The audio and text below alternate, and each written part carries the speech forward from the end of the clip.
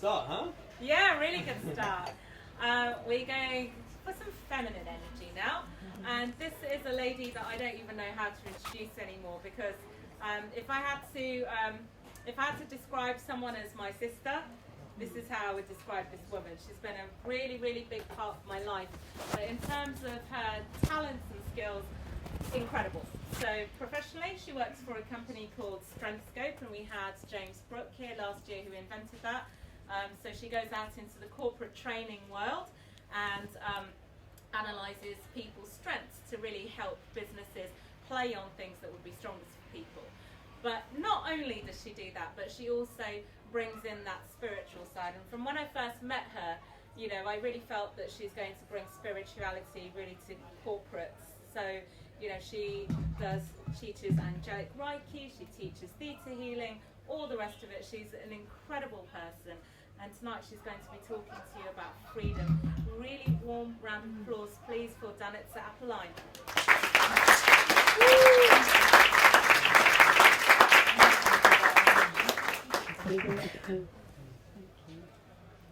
Good evening, everyone. How are you doing?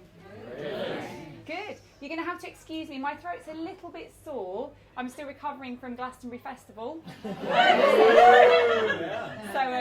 So it's a little hoarse, but I'm going to try and speak as loudly as I can so you can all hear me.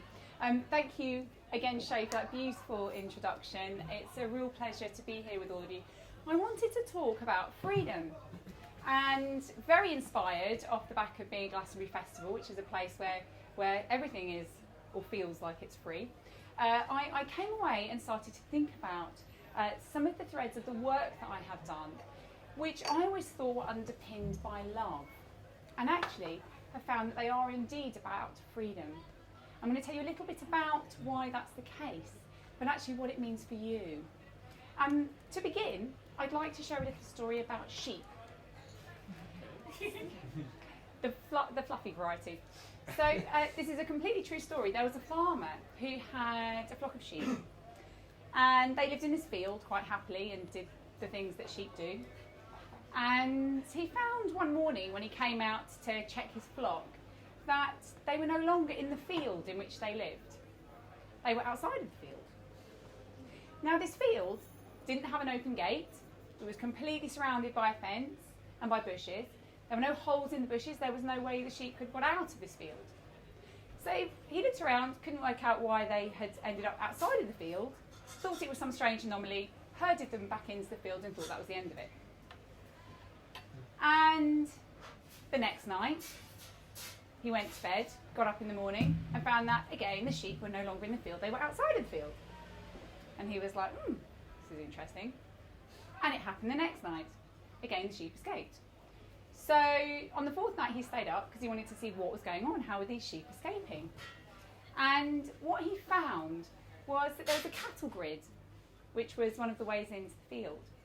And one genius sheep had worked out that if we went up to the cattle grid, threw himself into the air kamikaze style and shuffled along the cattle grid on his back, he could get out. And so that's what this lead sheep would do, and every other sheep behind him would then do the same. They would throw themselves into the air, shuffle along the cattle grid, and escape the field. We are like sheep. That's a completely true story, but we are in many ways like sheep. We are geared towards behaving like sheep. It's called herd mentality in psychology. And the reason that we do it is because we want to stay safe. We want to ensure that we live a comfortable life. We want to make sure that we're surrounded by people who love us, that we're not rejected, that we keep our heads below the parapet and just kind of get through life so that nothing major actually really happens, so that we live a comfortable life. That, however, is not freedom. We think freedom is about being able to share and speak about what we would like to speak about. We think about freedom of speech, and that for us in the West is considered to be a huge and positive right that we have. However, lots of people who use that freedom of speech aren't actually free. If we use freedom of speech for messages of hate, if you think about the people who would speak in those ways, those people aren't free. Those people are trapped by fear.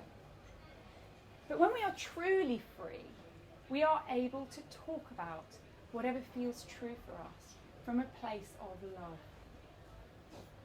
Now, I do all sorts of different types of work and shade. Bless has mentioned some of it, and I'm a coach and a trainer and a psychologist. And I also, as well as teaching healing, I also started a cake company, making cakes that are organic, free from cane sugar, wheat, dairy and gluten, and also a vegan and blessed with love. Because I was interested in the science behind what happens when we bless food with love. And when I launched that, people were saying to me, oh, you know, can you just keep the sugar in? Or do they taste of cardboard? And some of the people here will vouch for the fact that they don't.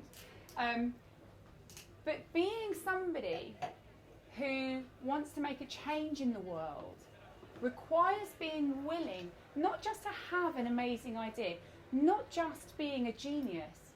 It means having the courage to stand up and be different.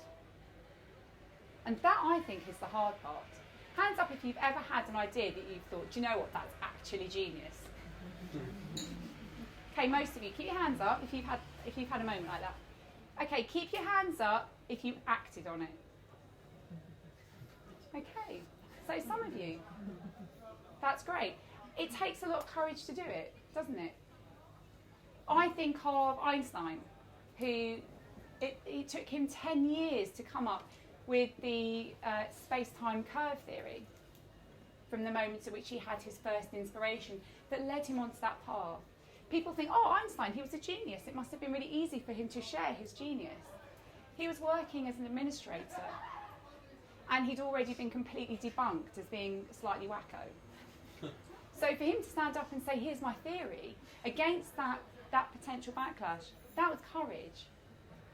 Steve Jobs, when he went into relaunching Apple, he did so against the backlash because he'd been sacked already by Apple Macintosh and had completely lost his reputation.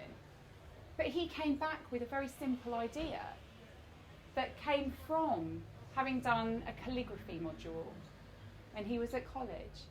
And he wanted to share what he'd learned about beautiful typography. And again, he had to share it against a backlash, a potential backlash from people who thought he was a waste of space, who thought he would be a risk. So being courageous, these genii were being courageous in situations where they could genuinely have had a lot of people, again, walk away. And I wanted to share something about freedom from the perspective of you being able to make choices in your life. We all do it every day. We walk down the road and we see things and we think, oh, maybe I should do this. And then some little voice says, oh, no, don't do that. You'll look like an idiot. And I'm going to share with you 3 very short examples from my own life, things that I have done where I thought, do you know what? I could just do nothing in this moment. Or I could do something that is about taking action, no matter what anybody else may think or say. The first involves a kebab shop. I used to live across the road from a kebab shop, and even though I generally eat healthily, occasionally would succumb. I'm vegetarian, so it would be falafel kebab, and I thought that might kind of make it a little bit healthier than perhaps anything else. And I'd go in, and they'd make my kebab, and then they'd stick it into a big polystyrene box, and I would carry that polystyrene box across the road, and then eat my dinner. And I just had this moment looking at this polystyrene box one day and thought, well, that's a waste of polystyrene, the environment and landfill and all the other things that making and creating polystyrene, which is a really toxic substance. I was like, wow, what can I do here about this waste of an environmentally damaging box? So I would go over to the road with the dinner plate to get my kebab. Now, let me tell you, that was not an easy thing to do in the area I was living in. It was not cool to show up with a dinner plate.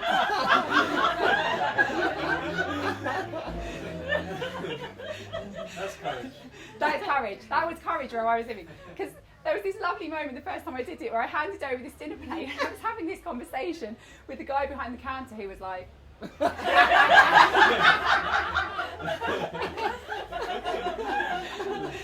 and then I turned turned around, there was a wall of people all waiting for their kebabs, and they were literally looking at me like.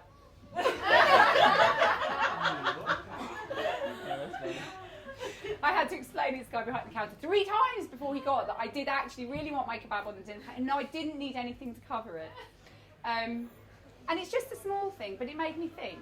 If I was one person that didn't take home a polystyrene box that would end up in landfill, what would happen if everybody who could do that, who could genuinely do that because they live locally in their area, could go and take a dinner plate or something with them? What would that do in terms of saving the environment just a little bit? As crazy as you would look, and you would. The second thing, slightly more serious but very poignant.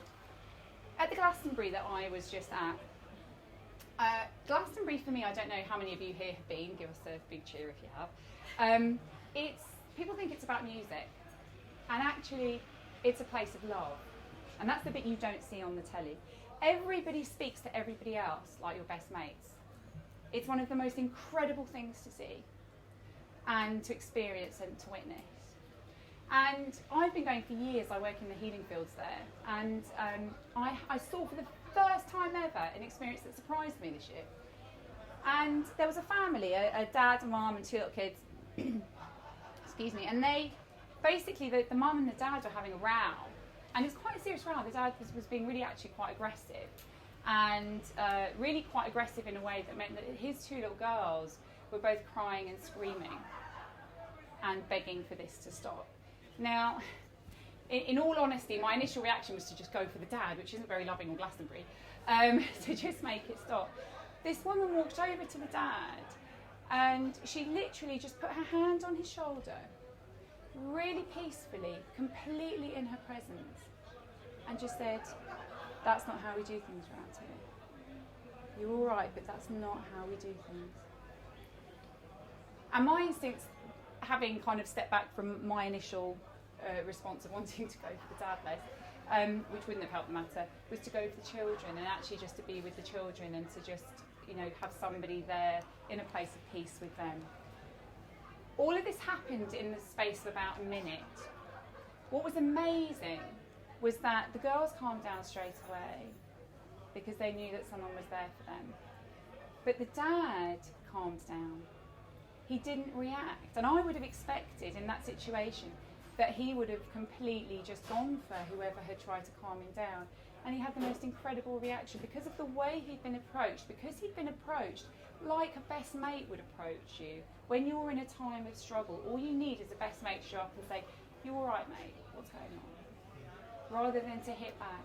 What he actually did was he stopped and he went, yeah, you're right. And it was over. Afraid of what might happen. And yet the difference that we can make when we do, I think, is huge. And the final thing that I'm going to share with you is that I talk to people on the tube. Now, I know this puts me at risk of looking like that crazy lady, because there's always somebody crazy speaking on the tube. What I actually have found is that in the last 6 years since I moved to London from living up north, I grew up in London, moved away, came back, and I found people were saying, "Oh, why are you going to go back to London? Everyone's really grumpy, no one talks to each other, everyone's really miserable on the tube, all the stuff people will say about London who don't live in it." But what I found was, because I go on the tube with an open heart, even in rush hour, the most amazing things happen. I will look at people and speak to people. Obviously not everybody all the time, I'm not that crazy. But just because I'm willing to stand in my discomfort, because I'm willing to think, do you know what, even though I feel slightly embarrassed if I speak, but actually I know that to speak to this person is the right thing to do. To make this connection with this person is the right thing to do. Because I'm willing to be in my courage, what I always see are open hearts, open faces, open smiles, kindness, love and generosity. And I have a real belief that actually what humanity needs is not love. It's a sense of willingness to be free. Because if we have a sense of willingness to be free, we are then free to love. And the difference we can make to ourselves, to our families, to our loved ones, to the planet, I think, is immeasurable.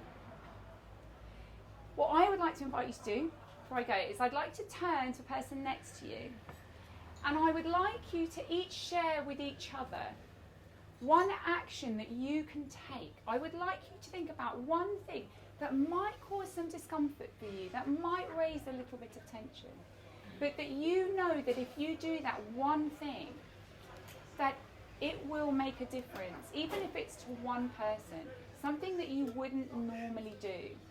And I'd like you to share that with each other and to make a commitment that you're going to do this at least once before the next Inspired. All right? Okay, off you go.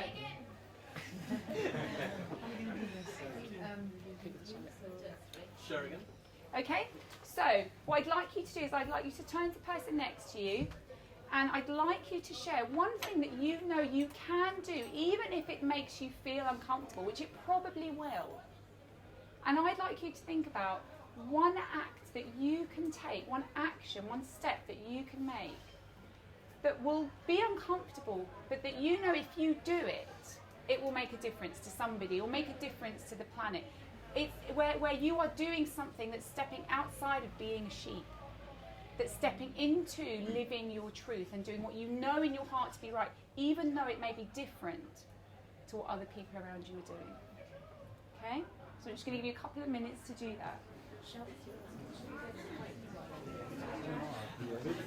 Yeah. Yeah. What's your next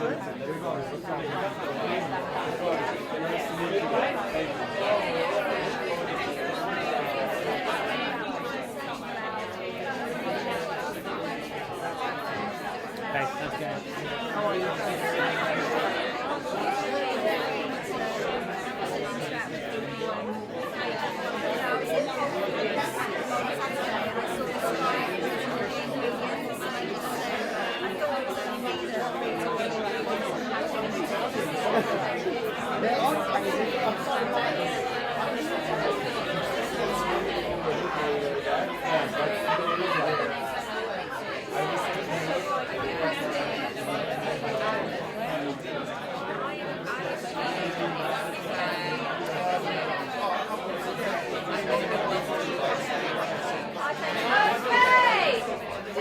You would like to gather back again?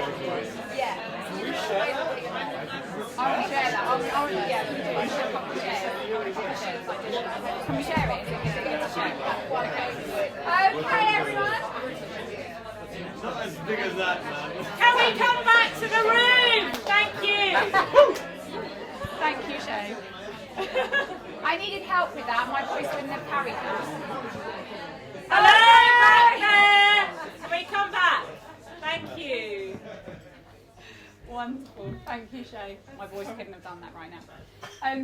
Okay, so have you all got something you can take away with you? Yes. Inspired to do something. Okay. I just would like to invite one or two interesting examples. Anyone want to share? This guy. I can share. Thank you. You're welcome. What's your name? Gregorio. Gregorio. Okay, Gregorio. Gregorio. I was really inspired by what you said in the tube. I do that all the time. Every time I feel somebody close to me that I would like to talk with, I do that. And I've seen last month a beautiful video on YouTube with this guy who was on the tube, not in the rush hour, like half of the tube was full, just with people sitting. And he pressed play on a big boombox and he started dancing. And slowly people, like at first the most courageous goes close to him, and then there is the other and the other. I would say like 1 or 2 minutes, the whole tube except 2 people was dancing together. So like he like press play and he started, this is the dance party, let's go. And I really want to do that. And I was like,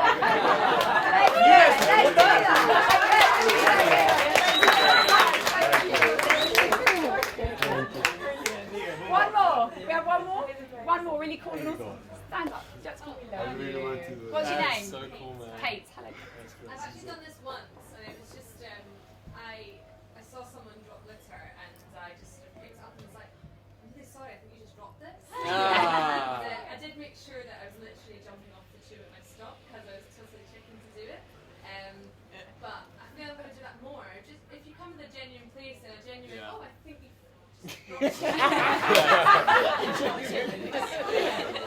Thank you very much. I'm going to explain that anyway. I Perfect. agree, that's great. Perfect. Thank you. Thank you all very much for your time, everyone. I hope that has inspired you to be more free, to have the courage to be more free, and through that to welcome more love into your lives, into the lives of the people around you, and into the life of the world. Thank you. Thank you.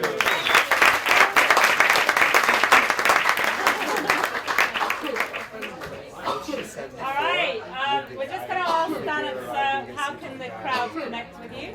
If we just quieten down for a minute, we're going to give you a 5-minute break to get a drink in a minute, but if you could just tell everybody how they can connect with you first. So if you have a look at, I'm online, danica.apolline.com. My name is really difficult to spell. It's spelled Danica, D-A-N-I-C-A, and my surname Apolline, A-P-O-L-L-I-N-E. danica.apolline.com, and that's the best way to contact me and find out a little bit more about what's going on. And yeah, also visit us on our Facebook page as well, the Inspired, facebook.com/Inspired Stage, and as much as possible we'll put people's details up on that too. All right? Thank you. Thank you. All right. Now, as you said, this is your chance to go get a drink. So we'll be back in about 5 minutes. We didn't talk about